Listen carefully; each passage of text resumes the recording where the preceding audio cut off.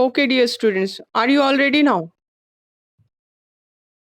ठीक है, तो फिर हम लोग आज की क्लास स्टार्ट करते हैं। 24 मई की क्लास है ना? चलो ठीक है। नाउ आज रीडिंग का चांस किसका है? पहले ए का है ना। अल्टरनेट डेज एक सेक्शन को एक दिन चांस मिलेगा, दूसरे सेक्शन को दूसरे दिन चांस मिलेगा। तो चलो ए में देखते हैं कौन पढ़ेगा आज पहले। ए का बच्चा आदर्श, तुम्हारी आईडी ऐड कुछ नहीं है, तुमको चांस नहीं मिलेगा क्योंकि हमको पता ही नहीं है तुम किस सेक्शन के हो। हर्षमित, तुम्हारा रोल नंबर नहीं ऐड है। ओके, आशीष कुमार सबसे लास्ट में है। आशीष कुमार, उसको आज चांस देते हैं। आशीष, अपना वीडियो ऑन करो। Okay, may be there is problem. Okay, Shivanshi, Shiv क्या है? Shivashish, unmute yourself. अपना कैमरा ऑन करो शिवाशीष, अनम्यूट करो खुद को। Shivashish, no response. ठीक है, और एक और कौन बच्चा है? एक का अपराजिता, अनम्यूट। बाबू, सबका कैमरा ऑन रहेगा। जितने बच्चे अभी कैमरा ऑफ करके बैठे हुए हैं, सबका नाम स्क्रीन पे दिख रहा है, वीडियो में रिकॉर्डिंग में जा रहा है। कौन कौन बच्चा काम चोरी कर रहा है सब दिख रहा है वीडियो में। सबका कैमरा ऑफ है, ऑन करो सारे बच्चे।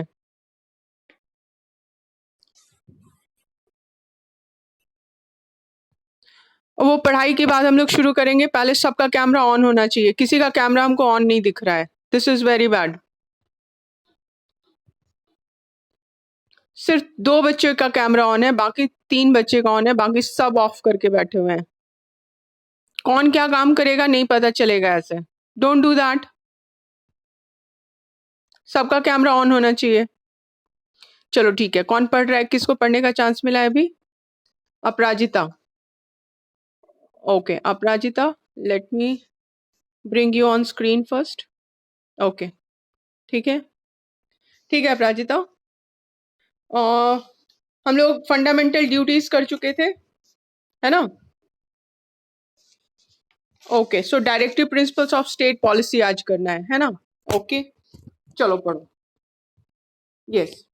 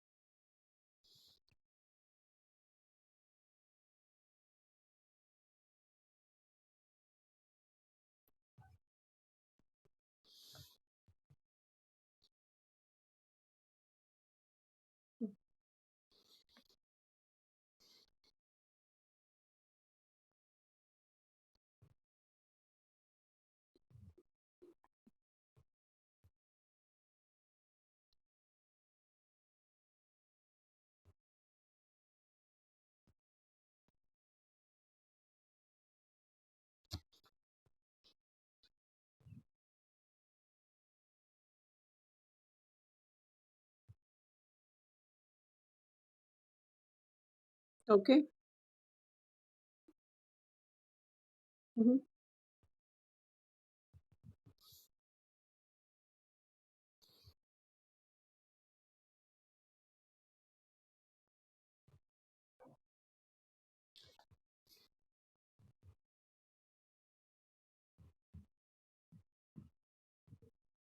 okay, very nice, very nice.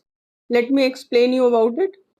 In directive principle of state policy, as the name suggests, it is a direction given to the state that which policy they should follow, how they should work. Okay, these are direction given by the constitution to our government or state, that in which area how they have to perform, कैसे काम करना है। तो इसके लिए economic, social, Gandhian principle and international peace and security, इस 4 area में हम लोग डिवाइड कर लेते हैं।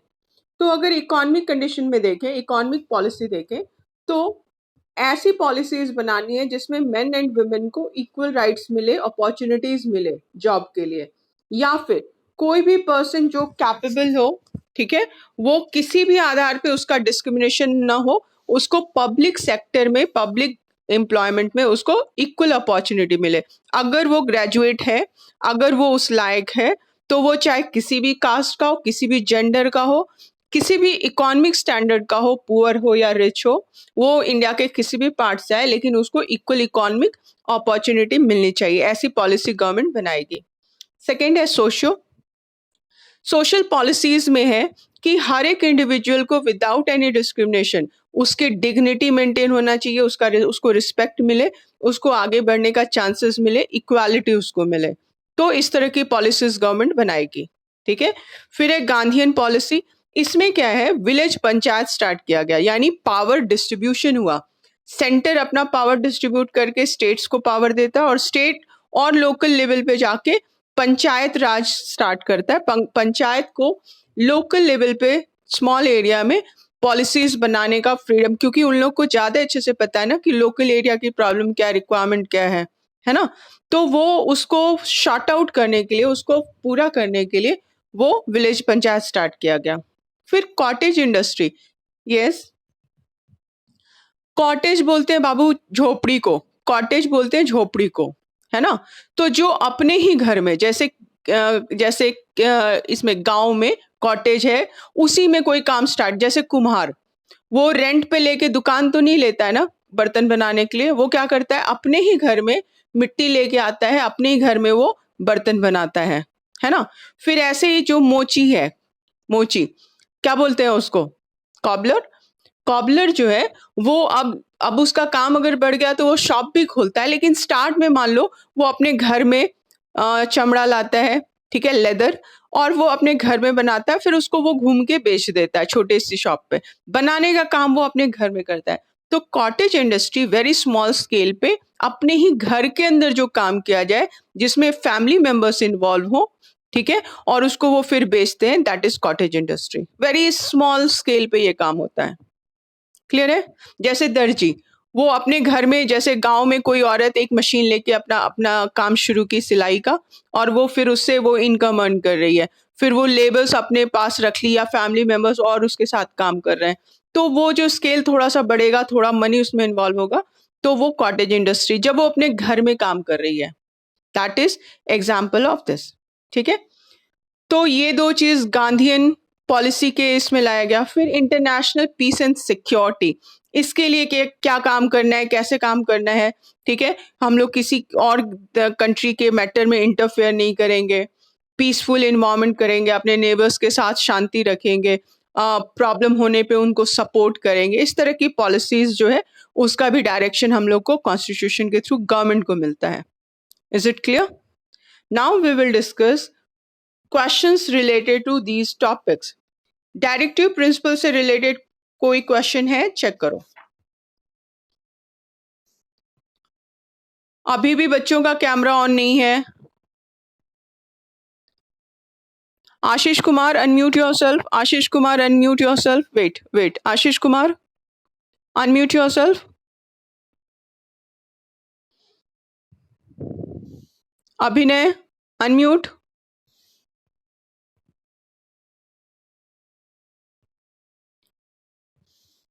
आदित्य राज, अनम्यूट। अपराजिता, मेरी आवाज आ रही है क्या? तो इन बच्चों को सुनाई नहीं दे रहा है क्या? इन बच्चों को सुनाई नहीं दे रहा है क्या? इसका मतलब ये मोबाइल ऑन करके कुछ और कर रहे हैं। क्लास 8 के परफॉर्मेंस से हम जरा भी हैप्पी नहीं है, उनका पार्टिसिपेशन क्लास 8 का अच्छा नहीं है। एक तो नंबर्स ऑफ स्टूडेंट्स 30 के नीचे ही रहते हैं, 30 तक रहते हैं, उसके ऊपर नहीं जाते हैं, और ऊपर से जो रहते हैं वो पार्टिसिपेट नहीं करते हैं। उमंग राज, unmute yourself.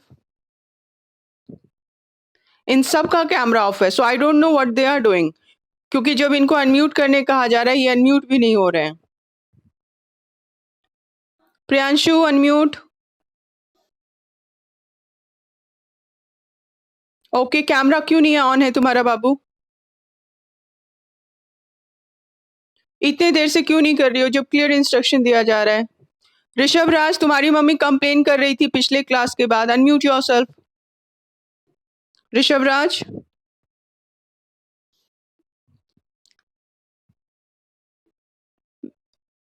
Audio is disconnected. Ashish बोल रहा है। ठीक है, ठीक है।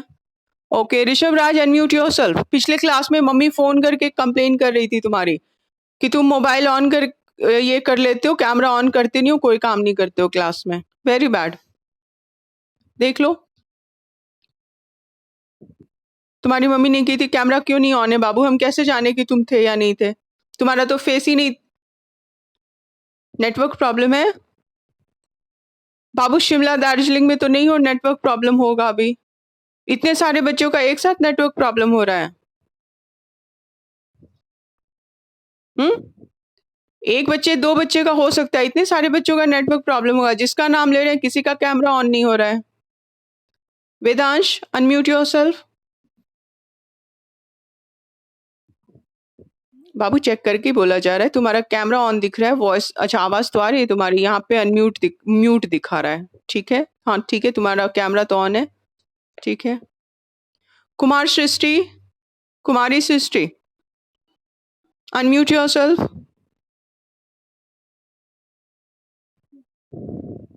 कैमरा क्यों नहीं ऑन है बाबू?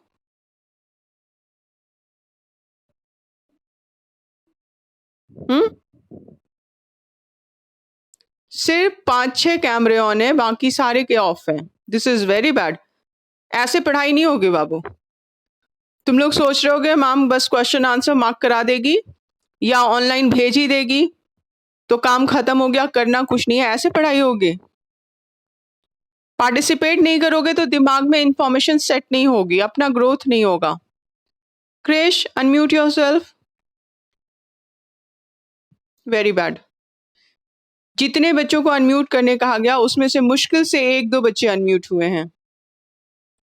ओके, अनुशंसा हैंड रेज कर रही है। ठीक है अनुशंसा, लेट मी अनम्यूट यू। अनुशंसा, ओके अनुशंसा। चलो अब हम लोग देखते हैं जो जिनको आलस करने का मन है वो यही चाह रहे हैं कि उनको बस ऑनलाइन काम मिल जाए किया हुआ। ठीक है, तो ठीक है, वो क्वेश्चन आंसर बना बनाया चाहते हैं, खुद से पार्टिसिपेट नहीं करना चाह रहे हैं। तो चलो ठीक है। चलो कौन बताएगा कौन से क्वेश्चन का आंसर डायरेक्टिव प्रिंसिपल से है? अनुशंसा बताओ। अनुशंसा, हाँ। E3 है, चलो ठीक है देखते हैं। E3 क्वेश्चन क्या है बोलो।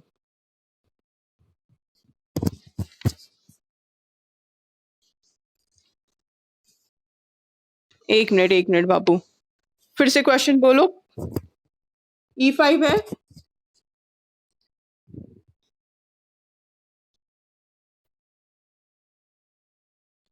Policy and explain.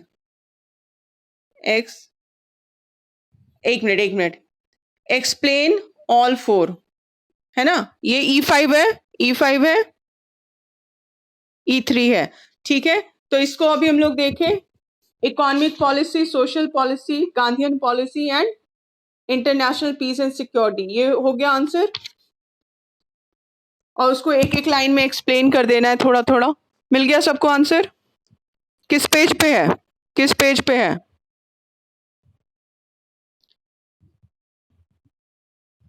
Very very nice, very nice. Page 201 में E3 है जो कि अभी हम लोग फिनिश किए हैं। So this is answer of E3। Okay, और कौन सा आंसर है डायरेक्टिव प्रिंसिपल से? बताओ अनुशंसा। और कोई क्वेश्चन है डायरेक्टिव प्रिंसिपल से, कोई और? Okay, D4 what is the question?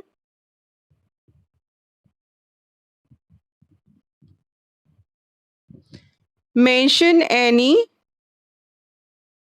Three three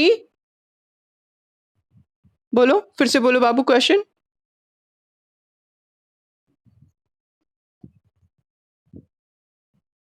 okay, that has been implemented. Okay, where is answer? Hmm,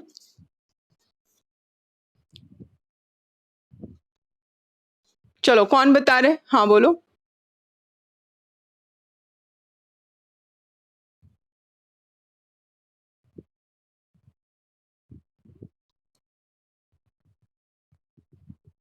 very good. ठीक है, फिर से पढ़ो। मैंने, हाँ ठीक है, फिर से बोलो। हम्म। हम्म। ओके। ठीक है। अच्छा ठीक है, इसको हम लोग और देखेंगे, ठीक है। ओके। वेदांश, अनम्यूट।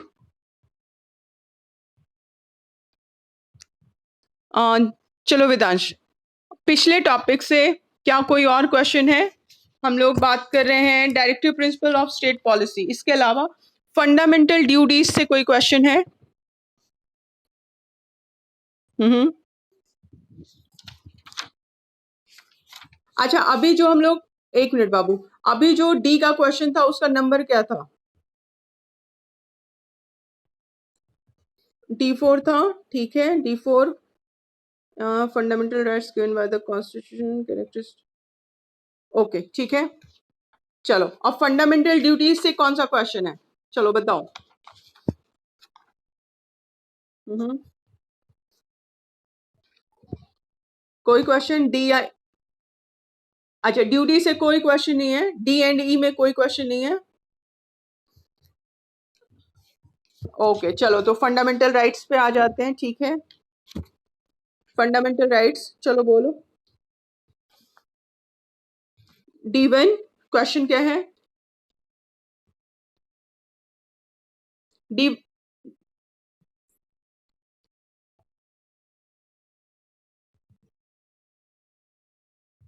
हम्म। हम्म। ओके, कॉन्स्टिट्यूशनल रेमेडीज, ठीक है। Constitutional rights are what? Constitutional rights क्या है? हम लोग कॉन्स्टिट्यूशनल राइट्स पे आते हैं, हम लोग फंडामेंटल राइट्स। ओके, इसमें हम लोग दो तीन चीज अंडरलाइन किए थे। क्या अंडरलाइन किए थे? कॉन्स्टिट्यूशन राइट जो है वो कोर्ट में जस्टिसिएबल है, किए थे ना? कहां पे है वो पैरा, जल्दी चेक करो। 199 में ये क्वेश्चन कौन सा है? क्वेश्चन, क्वेश्चन नंबर बोलो बाबू।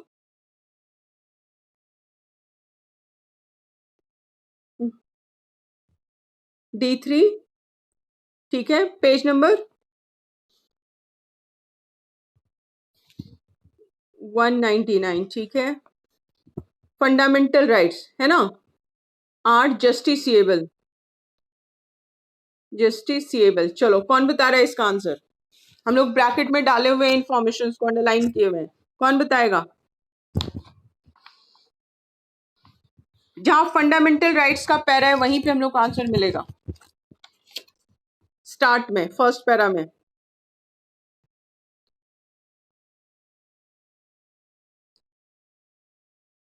हाँ बताओ। हम्म।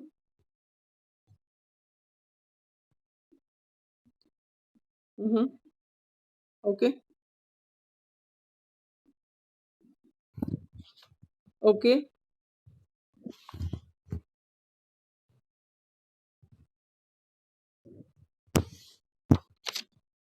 हम्म।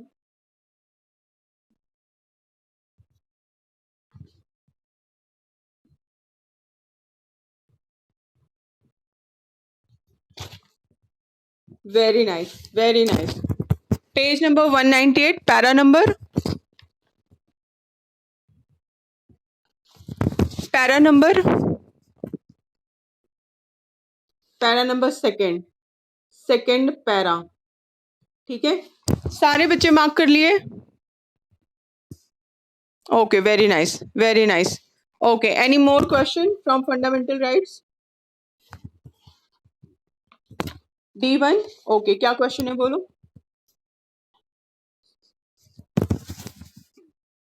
सिग्निफिकेंस, सिग्निफिकेंस, ठीक है।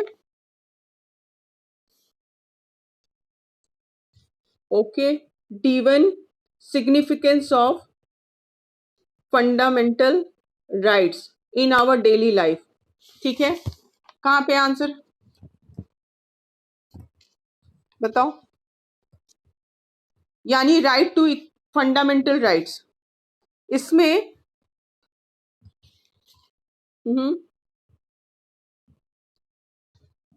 हाँ पढ़ के सुनाओ।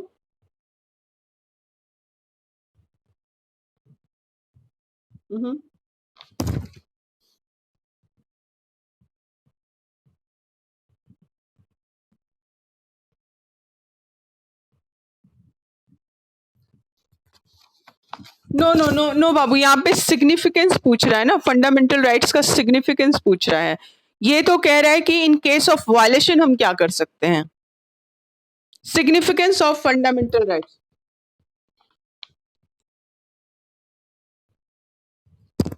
अच्छा ठीक है, ठीक है, क्वेश्चन फिर से पढ़ो।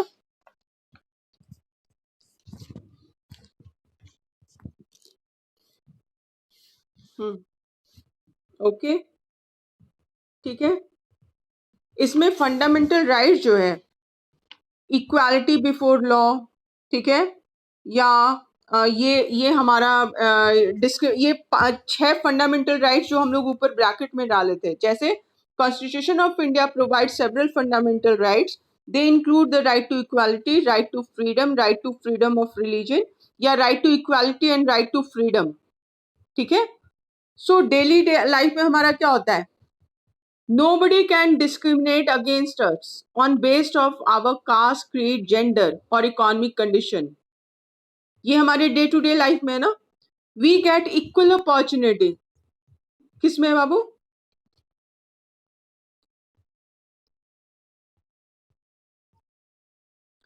राइट टू इक्वालिटी का पढ़ो सुनाओ। सेकेंड पॉइंट,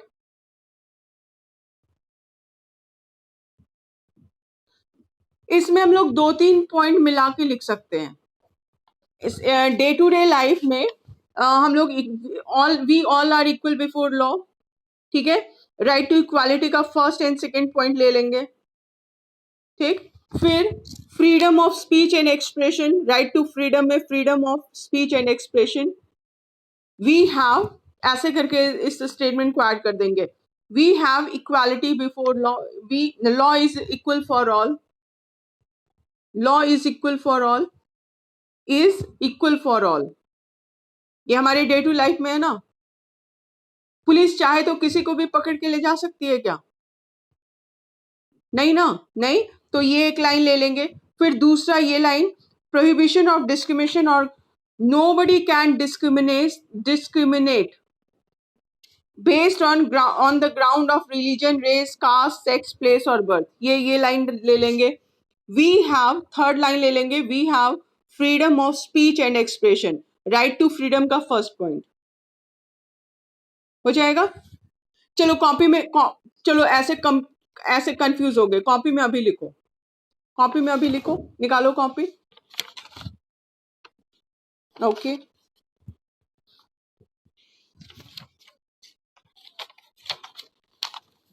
डालो अभी, अभी कॉपी निकालो, कॉपी में अभी लिखो, नहीं तो कंफ्यूजन होगा फिर।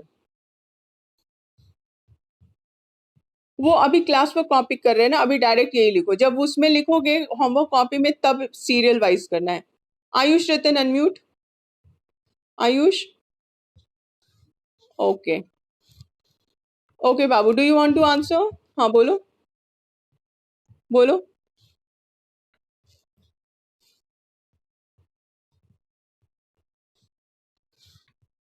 यस, हाँ हाँ हाँ, ये बिल्कुल ले सकते हैं, पेज नंबर बोलो, बिल्कुल ले सकते हैं इसको।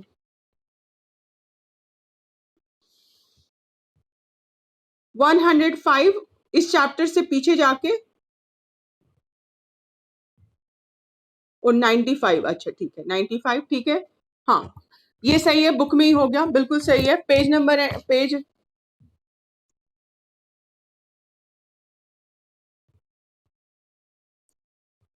ओके आयुष, आयुष रिपीट करो।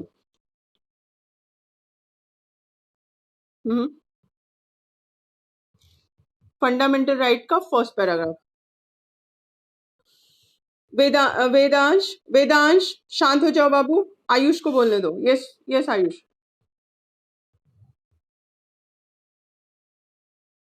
हम्म।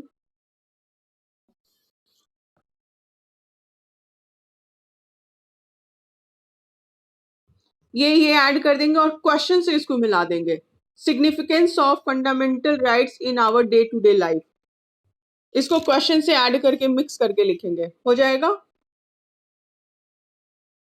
ओके ओके, और कोई क्वेश्चन? चलो और मैसेज चेक कर ले।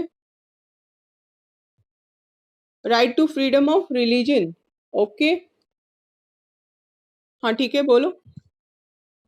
एक minute. Right to freedom of religion, okay. Right to freedom of religion, page 196 मिल गया। कौन सा आंसर है ये? कौन सा आंसर है ये? D2।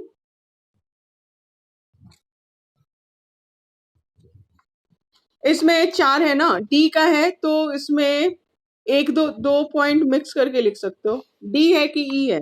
डी है। हाँ क्वेश्चन बोलो।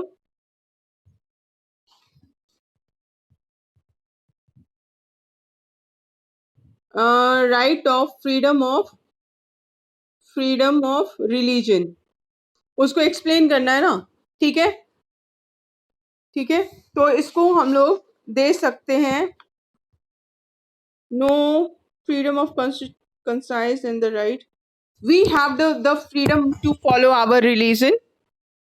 इसको ऐसे करके, इसको पॉइंट के बजाय अपने लैंग्वेज में देख सकते हैं इस इंफॉर्मेशन को यूज करके। हाँ बोलो बोलो। हाँ बिल्कुल बिल्कुल बिल्कुल लिख सकते हो, ठीक है। तो फ्रीडम ऑफ रिलीजन से D2 का क्वेश्चन हो गया। और कोई क्वेश्चन? ओके, D1 हो गया, D2 हो गया, D3, D4 हो गया। डी का सारा हाँ क्या है, बोलो।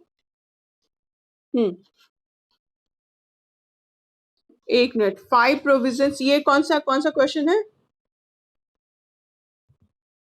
E1 हाँ, क्वेश्चन बोलो।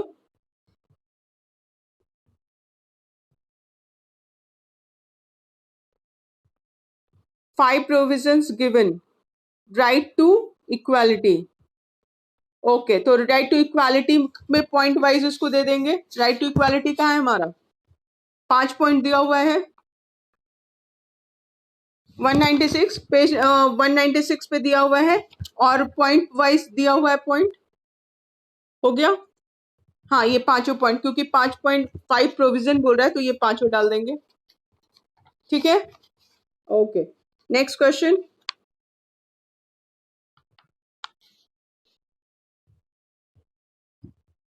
ओके, एक मिनट एक मिनट।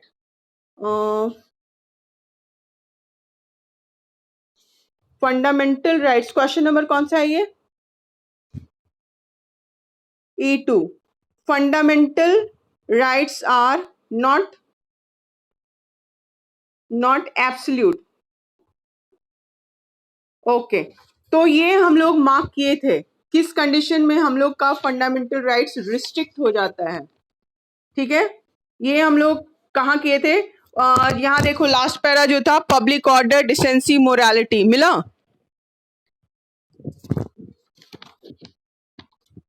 198, उसमें हम लोग ये वाला मार्क किए थे ना, ब्रैकेट में डाले थे ना। In case of fundamental rights is violated one can move to the court, नहीं यहां से नहीं, our fundamental rights are not absolute, मिला सेकेंड लाइन में, है ना। Our fundamental rights are not absolute और unlimited. The Constitution has imposed certain restrictions to check abuse of the rights. Besides, the state is allowed to impose some reasonable restriction in the interest of public order, decency, morality, etc. यहाँ तक कौन सा answer है ये? E2 है, E3 तो हम लोग मार्क कर लिए हैं बाबू, E3 तो मार्क हो गया,